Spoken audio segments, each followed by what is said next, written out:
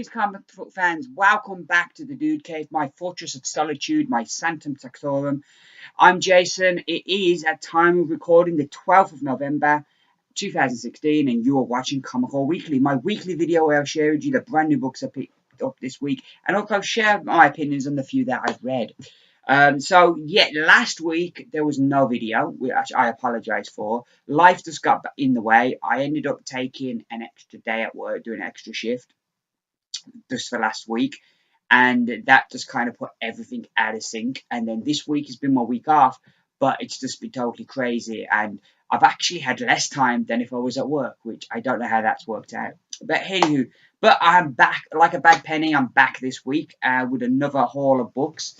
Here we go, another stack of books to get through this week. So first up, I'm going to share with you the books that I'm a bit behind on and that I haven't read yet. So first up, we have Superman Action Comics, issue number 967. This is part one of Men of Steel, a new story. It looks like it's going to deal with Lex Luthor also being Superman at the moment. I'm still loving what they do up here on the covers now, where they have like the story and part one.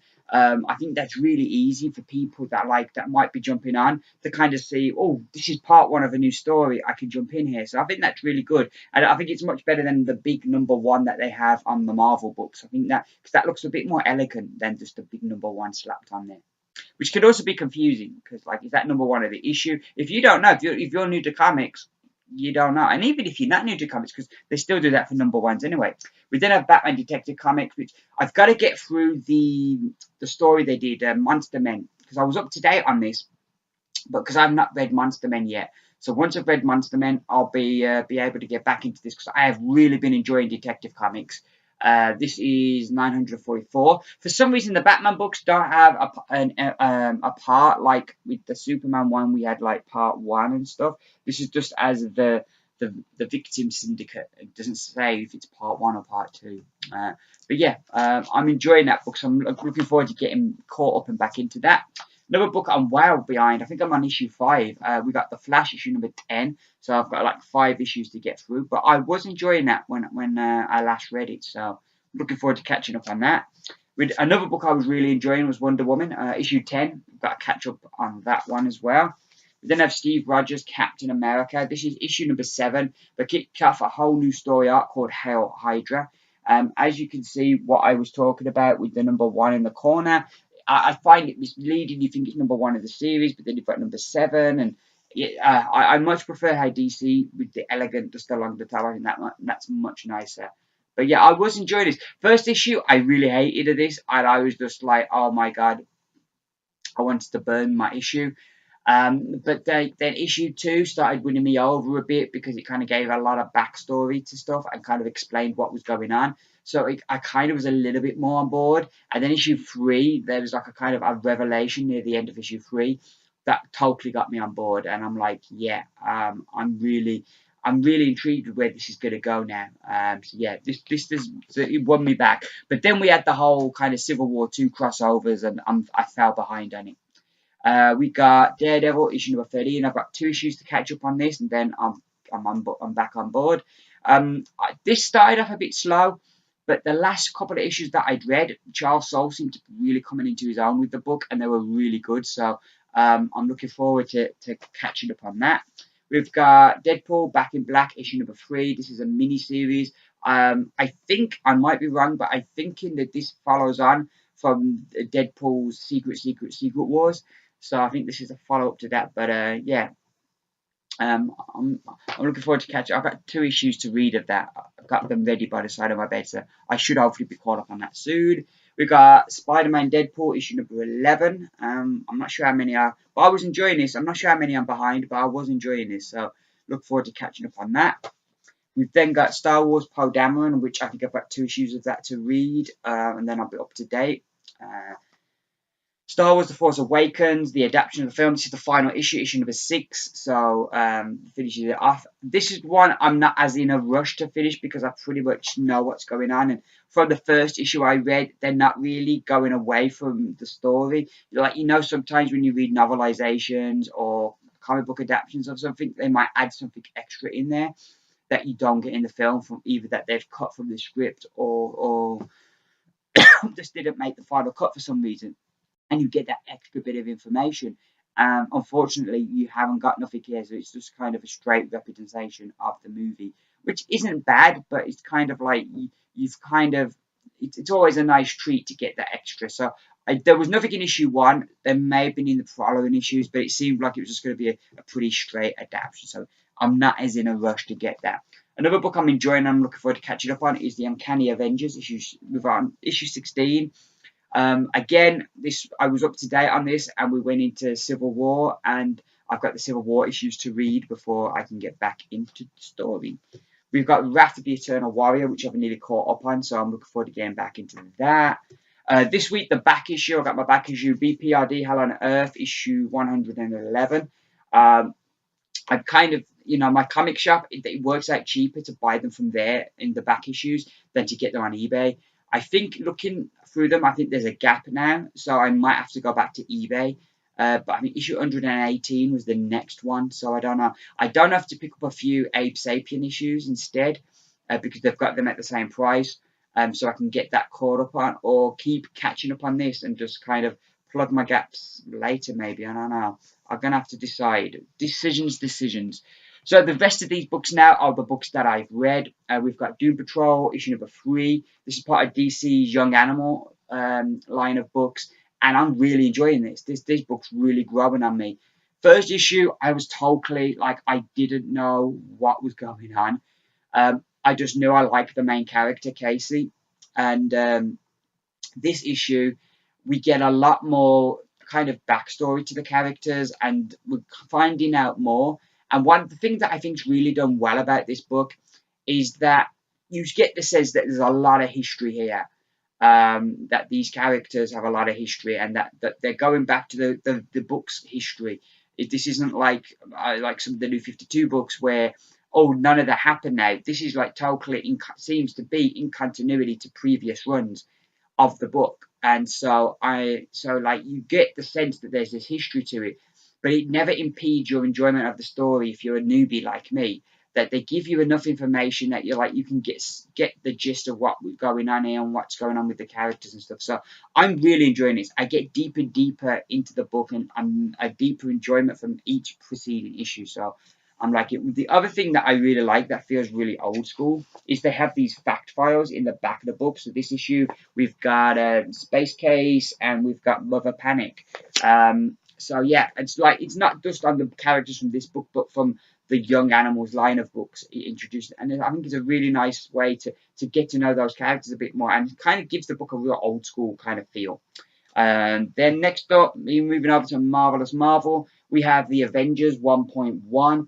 This is, I don't know why they didn't call it something like Avengers Untold Tales or something like that. But this is dealing with when the Iron Man, the Wasp, Giant Man, and Thor left the team, and Cap was left with Hawkeye, Scarlet Witch, and Quicksilver.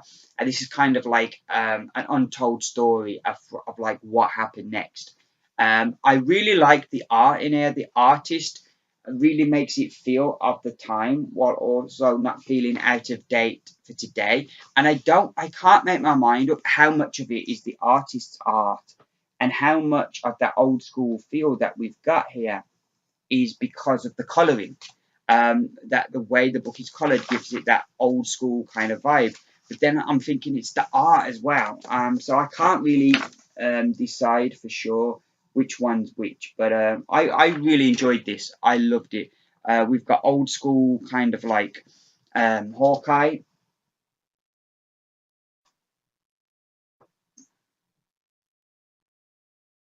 With a guest appearance from the Frightful Four. It's really good. I really enjoyed this. It was really nice, and it's like at a time when like you've got DC who seem to be more embracing their history and getting characters to their more classical versions, and Marvel seems to be running in the opposite direction by replacing their heroes with new heroes. It's nice that we get to enjoy a bit of the classics. So I really enjoyed that. I really did. I don't know how long it's going to run, but yeah, it was a good story. I liked. We have our all new X-Men issue number 15 now. This was really good. We kind of get some hints here into why Cyclops might end up on the Champions and not with the X-Men no more. There's some pretty big kind of we find out from Beast, so and that raises more questions than it gives answers. We get to see the other two, and one of the things I really like about what Hopeless is doing with this book, Dennis Hopeless. I'm not calling the writer Hopeless; that's his name, Dennis Hopeless. Um, is like one of the things I'm really enjoying is the fact that every character seems to have their own bit of story going on and their own thing, and I'm really liking that. You've got Iceman, you've got this whole Romeo Juliet thing going on as he's like met this guy from the Inhumans that he likes. We then have we've got Angel with his issues and Wolverine with her issues. We've got Kid Apocalypse kind of dealing with the whole kind of fallout from when they went back in time and stuff. And I'm liking that all the characters seem to have their own things going on. And you've got, and their stories all come together. The art as well in this issue from Bagley, I really enjoyed. I feel like he's an artist who hasn't been one of my favourites. But I feel that with this issue, he's really, really getting back to doing good art. The layouts are really good. And yeah, it's just all in all, it's just a really, really good book. Really good book, really nicely drawn.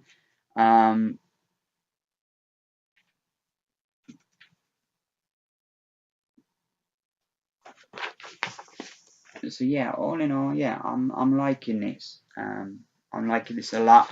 Yeah, really enjoyed this one, and yeah, really good bag.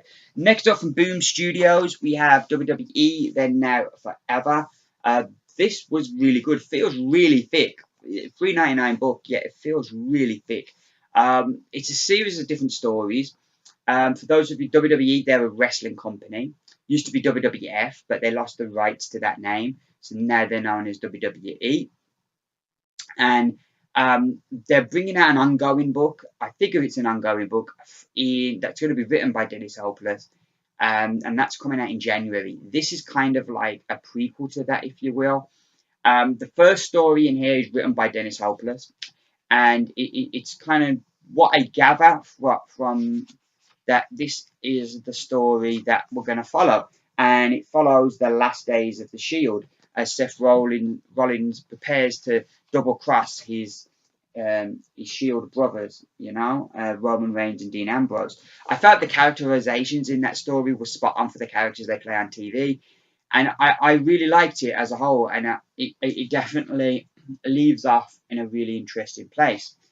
We then have a New Day story, which was all right. It was fun, a fun short story that is going to be continued. It feels like that's going to be like the fun story. We then have the actual what the book's got its name from, the short story called Then Now Forever, which I really liked. Like how how these things carry on. We then have a short story, a 2-page story with Tugboat, old wrestler from the 90s. And then we have these one found from San Diego Comic Con, and they're these 1-page comics. So we got one on Stone Cold Steve Austin, one on The Rock. Then going more still in the Attitude Era, we got Triple H coming a bit more up to date with John Cena. Then we got Superstars of Today in the New Day and Sasha Banks. And then we have a 1-page Undertaker story. And the one I enjoyed the most was this 1-page Dusty Rhodes story. Now, Dusty Rhodes, the American Dream, he passed away last year. But back in 1985, he did this legendary interview called the Hard Times promo. And he had been put out by Ric Flair and the Four Horsemen. They tried to put him out for good. And Dusty was coming back. He was going to beat Flair in Starrcade for the title, with the world title on the line. And Dusty was coming to get revenge. And this was this legendary promo that he does, and they kind of write it in with these pictures, and it's brilliant. I'll read it. I can't do it brilliantly, but I'll try and do a bit of Dusty Rhodes for you, if you know what I mean, Daddy. You don't know what hard times are, Daddy. Hard times are when textile workers around the country are out of work. They got 4 or 5 kids and they can't pay their wages, can't buy their food. Hard times are when the hotel workers are out of work and they tell them, go home. And hard times are when a man has worked 30 years, and they give him a watch, kick him in the butt and say, hey, daddy, a computer took your place. That's hard times. The world heavyweight title belongs to these people. I'm going to reach out right now, and I want you at home to know my hand is touching your hand. Reach out, because the love that was given to me in this time, I will repay you now. I can't do it half as well as Dusty done it. He was just that was one of the greatest wrestling promos of all time. But yeah, this was a really fun book. I enjoyed this. I didn't have high expectations for it. That's the issue number 1 that's coming out in January. But yeah, I really enjoyed this. This was fantastic. If you're a wrestling fan, you will love this. If you're not a wrestling fan, there ain't nothing in here that's going to really interest you. But if you're a wrestling fan, it's definitely, I'd say, a must read, because it was great stuff. And sorry for butchering Dusty Rhodes there. He is one of my favourites. I do like old Dust. And the way he had of talking was so distinctive. He was just brilliant. Anywho, the final book this week, it is Mother Panic, issue number 1. I read this last night. I enjoyed it. I kind of was a bit conflicted in a bit. Like, when I read Doom Patrol, straight away I was into Casey's character, and I really liked her, and I was interested, and I cared about her. I didn't have that same connection with Violet Page in this book. However, it does intrigue me. Enough of the storyline intrigues me, and we also get like a cameo from a certain Gotham hero. And so that did enough to kind of interest me. I did like the art in this book. Again, it's like art is very subjective in what you like. But yeah, here's, I don't know if you can spot a certain Gotham character turning up there. But yeah, I enjoyed it. I didn't love it, but I think it did enough to kind of make me curious enough to pick up the next issue. So we will see where we go with that. So yeah, those are my books for this week. I think that's everything that I've got now. I don't think I've got anything else to say. I will be back for certain with another comic haul video next week. I may have a comic book opinions video up possibly Monday. I'm not 100% sure I will or I won't. If I've got something to say, I will have one up. But I will definitely be back around this time next week with another haul video. Thank you very much for watching. I've been Jason. It is the 12th of November 2016. You have been watching Comic Haul Weekly. Keep reading, and bye for now.